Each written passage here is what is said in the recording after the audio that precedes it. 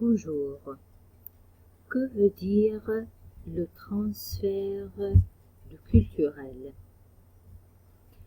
Les objets ou les notions appartenant exclusivement à une culture donnée ne possèdent pas de correspondance lexicale dans la civilisation d'accueil. Les habitudes vestimentaires ou alimentaires, les coutumes religieuses et traditionnelles mentionnées par l'original ne sont pas évidentes pour le lecteur de la traduction.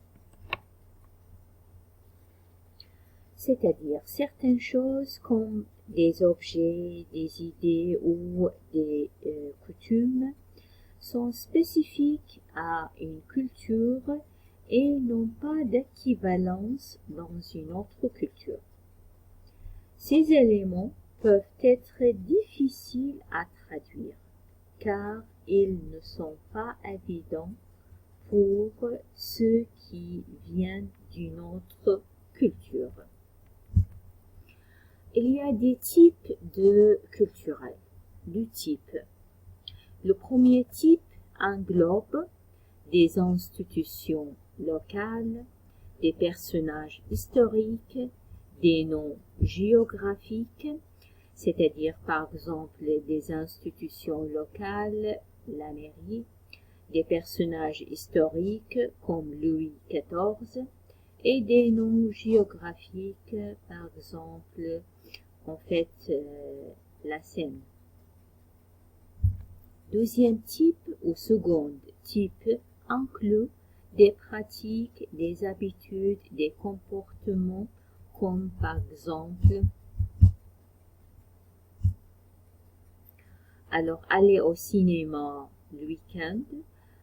Par exemple, pour les Français, on sait bien qu'ils aiment manger du fromage. Profiter des vacances, prendre des vacances et aussi lire des livres.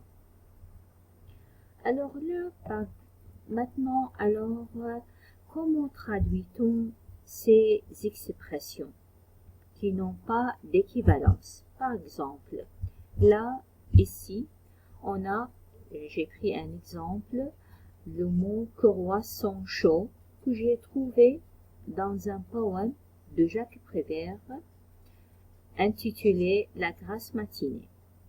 Ce poème a été traduit par plusieurs traducteurs arabes, parmi lesquels il y a Bedershak el-Seyyab, Abdelkarim Ghassan, Sami Mehdi et Sayyah al-Jihem, qui était un traducteur syrien. Alors, pour Bedershak el-Seyyab, il l'a traduit comme Ka'ak min al-Zibd al-Mumar, c'est-à-dire il a traduit la substance qui est le beurre dans cette pâtisserie. Pour le traducteur, le poète et traducteur Abdelkarim Ghassan, il a traduit la forme. Il a dit Hilaliyat Sakhina. Et aussi la même chose pour Sami Mehdi, il a utilisé Fata'ir Hilaliye Haka. Pour le traducteur syrien Sayyah al-Jihem, il a traduit aussi la forme Raqaq Hilaliye Sakhina. Alors là, si on voit aujourd'hui, on traduit le mot croissant en recourant à l'emprunt et à emprunter le mot et à l'écrire en arabe croissant. Alors, une des techniques pour traduire le culturel, c'est l'emprunt. Qu'est-ce que l'emprunt? L'emprunt désigne l'adoption par une langue de mots ou d'éléments d'une autre langue, c'est-à-dire on emprunte un mot d'une autre langue. Il fait également référence à l'élément qui a été adopté. Alors, Quelles sont les caractéristiques de l'emprunt? Universalité, c'est-à-dire toutes les langues utilisent des emprunts et en fournissent aussi des emprunts à d'autres langues. De même variés, les emprunts peuvent concerner différents aspects de la langue, comme le vocabulaire, la grammaire et même la prononciation. Intégration variable. À différentes époques, les emprunts peuvent être intégrés dans la langue de manière différente, montrant aussi des degrés variés d'acceptation. Et l'utilité de l'emprunt.